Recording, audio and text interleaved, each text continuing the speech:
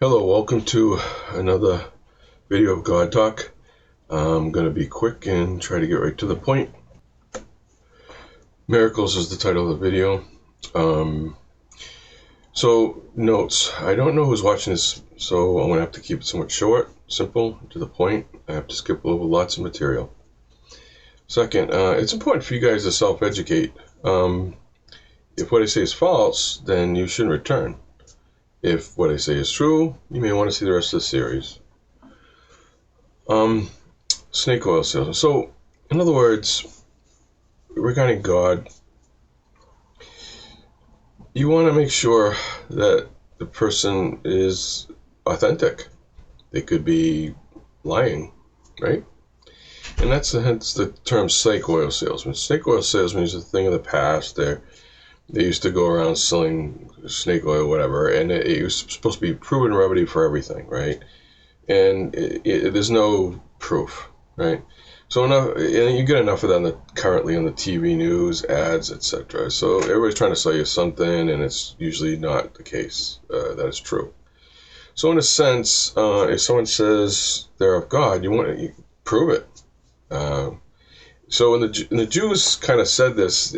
I'll explain that maybe later, but you look for signs, miracles, right? That can't be explained in nature or the natural order. Let's start with the Pharaoh in Egypt. Context. The Egyptian empire was very powerful. In addition, there was massive famine, and countries were coming to Egypt for help. Recalls Joseph and his ability to interpret dreams, and he was a Jew. And then the Pharaoh approved of it, and then the Jews were welcome to live in Egypt for a while. Eventually, however, the Jews became Egyptian slaves. As time goes on, enters Moses.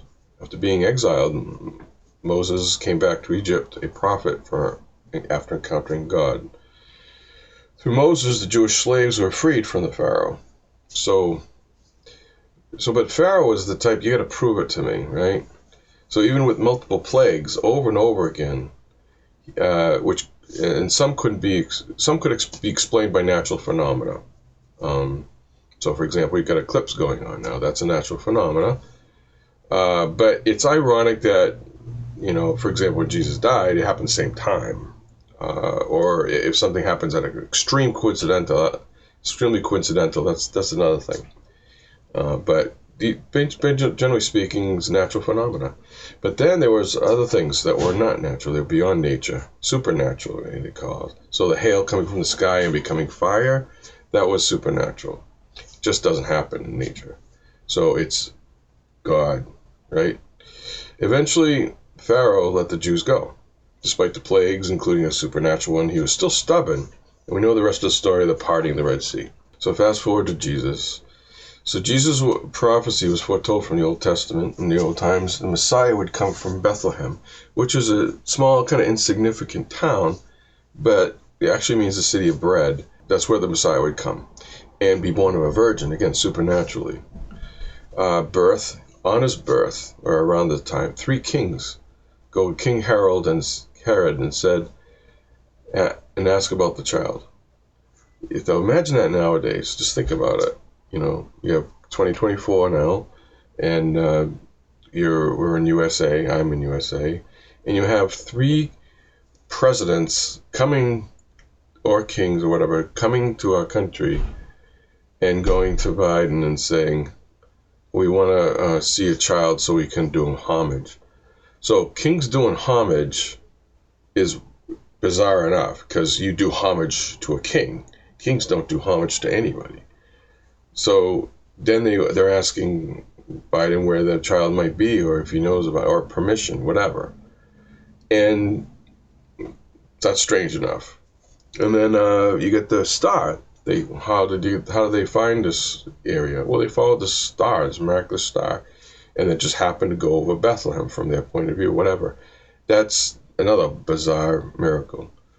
And then if this wasn't, you got to understand, people in power have a lot of power. They don't care about little things. They could care less. But if it affects them and their power, and it goes nowadays actually, then now they want to do something about it. They take notice. So Herod orders all children less than 2 killed in that area so he can retain his kingly crown. That is extremely significant. Okay, so that's just his birth. I'm not going to get into other stuff, except we're going to go jump forward to when he was 30 to 33. So this is when he's doing his ministry. So he began teaching in his miracles, except the miracle of Cana, in other words. So the author in the scripture says there are so many miracles, they can't contain it in this book. In other words, referring to scripture, there's so many miracles that he performed. Be there is get the sick walk, raising the dead, all this other stuff. There were so many miracles, they couldn't contain it. Now again, we weren't there, but we understand that, this was taking place. Now let's look at Jesus' death. I'm just from just a normal objective point of view. St. Paul received 40 lashes a couple times by the Jews. Jesus probably received more than that. The 40 lashes are around the point where the person might die, so they may live a little bit. But so, and I suspect based on evidence that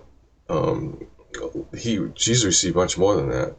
Not only that, they put a crown on his head of thorns, and this is all history. But these thorns are not like normal roses that we have here. They're 1 to 2 inches maybe, so they're going deep in. And then he's carrying this cross. He's full of blood from the lashes or the whipping, and from the crown of thorns. He's just full of blood. And matter of fact, you can tell because there's a trail of blood following him. And then he's nailed to a cross. Again, more blood coming out. Which just this from a medical point of view, with all this loss of blood, it's miraculous he didn't pass out. I mean, the average Joe is going to pass out from all the blood loss. Now we get another thing: earthquake. The earthquake occurred at the same time. The eclipse happened at the same time. This is just, these are normal phenomena, but the coincidence of when Jesus died and these happened at about that time is just extraordinary. It's supernatural. We have the soldier who stabbed Jesus' heart, St. Longinus, who, the soldier, this is a Roman soldier. The Romans who, everything was about Rome, stabbed Jesus. He became a disciple. Why would he become a disciple? He's a soldier. Unless something he saw that was supernatural, that, wow, he must be something of God, and he became a disciple. And actually, part of the spear, it's called the Holy Lance, is kept in the Vatican. Guards were placed at his tomb. All right, that's what the Jewish Pharisees, etc., wanted. Well, it was a huge rock which covered the tomb, but not only that, it was sealed. And then you have the soldiers, falling asleep or whatever, and then, then all of a sudden we have the resurrection. The disciples who were in the garden scattered. They didn't want to be killed. Jesus was just being killed. They were next. They were afraid of the Jews, sending the Romans guards or their guards on to capture the Jews, capture the apostles. The exception being John. So they wouldn't have gone near the tomb. They did go near the tomb when they found out he was not there. So Peter and John went to the tomb when they were told by I think it was St. Mary Magdalene that the tomb was open, and the guards were supposedly asleep. There was nobody in the tomb. Multiple people also when it happened, there were graves that were open, tombs were open, and multiple people appeared. This is just what do you call it? Happenstance, whatever happened at his resurrection. Many say they saw Jesus. Okay, so he appeared to different disciples. Then he finally appeared to his apostles, and then even that was not enough strength. You need a little bit more strength to say, well, I'm going to die for you. So Thomas wouldn't believe it, and then Jesus appeared to him again and said, "Put your finger in my holes." And on the other one, after Pentecost, all these apostles now are ready to die for Jesus. They were originally, so that's 50 days. Around the 50 days ago, that's a month, almost 2 months roughly, before they were carrying on with their lives. They didn't want anything. They didn't want to die. Now they're ready to die for Jesus after Pentecost. They accept us, and they're going to torture, and they will die.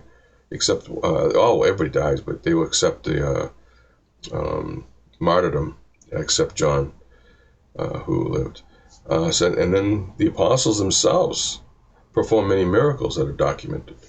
So, and then we have St. Paul. St. Paul originally was named Saul. He was he's also martyred and buried in Rome.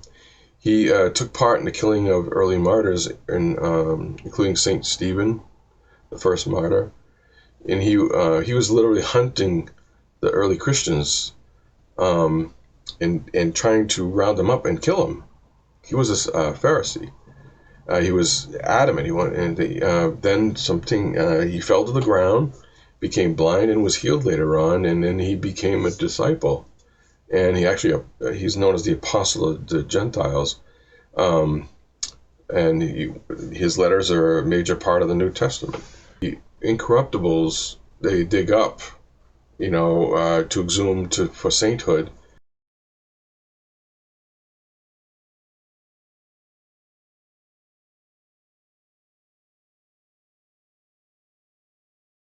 And or to remove the remains somewhere, like in a church or whatever, and they open up and they're intact. They look like they just died yesterday. That's kind of freaky to some, but it's a true thing. And if you don't believe me, look on the internet. They're all over the place. So that's the incorruptibles. Fatima, 1917, 70,000 people saw the miracle of the sun in Portugal and other parts of Europe. And there's a photo of the event, and there's also a newspaper article about the event.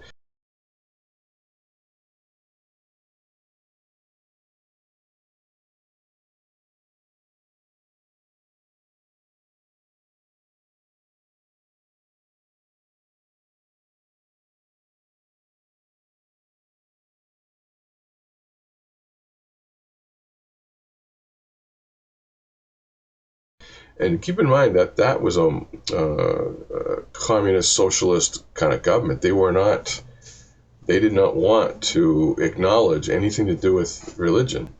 And then you had this event that I think it's called the secular paper, actually printed it. More recently, in 1937, St. Andres from Montreal, he's known as Brother Andre. In 1937, 1 million attended his wake. Why?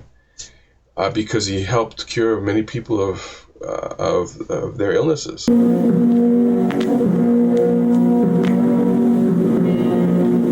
Canada and the entire continent of North America is in mourning. Brother Andre is dead. Brother Andre is no more.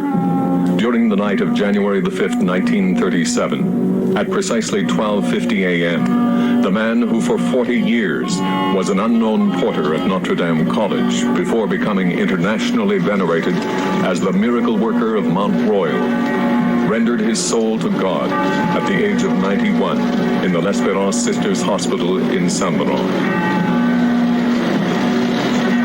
Carried by the radio and newspaper, the word of his death spread like the wind to the four corners of the country, as well as through the United States, where special trains were made available to the pilgrims in cities of Maine, Massachusetts, Connecticut, Rhode Island, New Hampshire, and Vermont.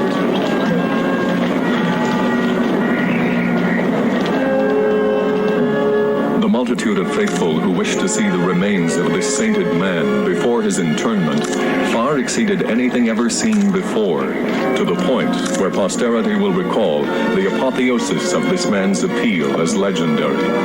There were over 1 million people.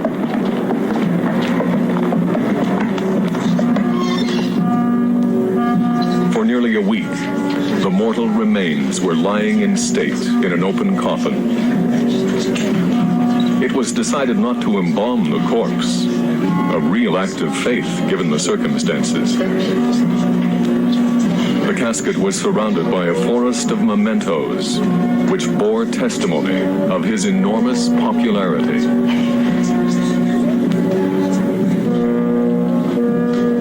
For 6 days and 6 nights, the faithful filed by the modest wooden casket at a rate of 100 people a minute. By special permission, the blind were allowed to pause momentarily next to the body and touch the forehead of the deceased.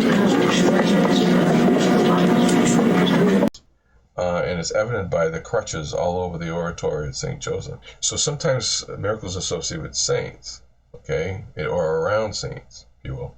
So last year in the United States, we had an incorruptible. I forget the nun's name, but she was from the Midwest, and they're going to investigate it.